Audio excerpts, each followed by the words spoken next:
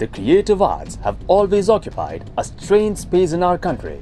There are countless brilliant minds turning out unconventional work and different perspectives every day, but at the same time, there are traditionalists and conservatives who don't exactly encourage change. Whichever school of thought you belong to, you're probably aware of just how intolerant some people in our country can get and the lengths they can go to in support of that narrow-mindedness. In most cases, it's the writers, poets and artists who get affected the worst, simply for expressing their ideas. This sometimes forces them to seek refuge abroad, which is a tragedy in itself.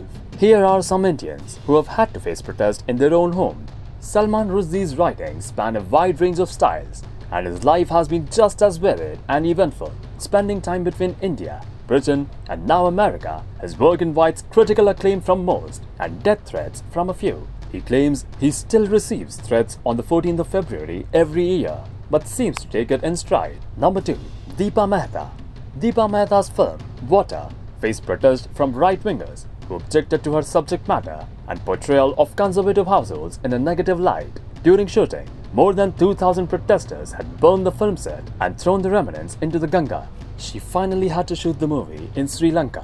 Arundhati Roy, the writer, who won the Booker Prize in 1997, has faced harsh criticism in her motherland, with some of her talks even being picketed for her left leanings. M.F. Hussain, the painter, faced several threats from conservative extremist groups in India for his depictions of Hindu gods. His role as an iconoclast has been lauded in the rest of the world, though, along with his art, of course. Vikram Singh spends his time living in England and Delhi, where he has homes. There's not much that needs to be said about his writing, that the massive number of awards he has received, but his status as a bisexual has been the topic of debate, with him claiming he's a criminal of his own country.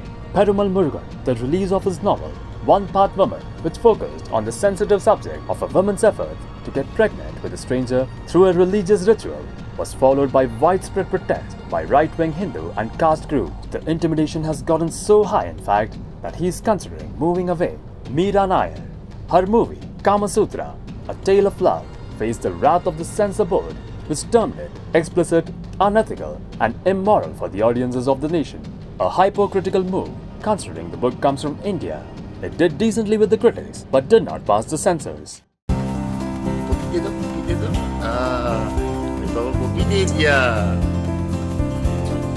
So many puppies, beta.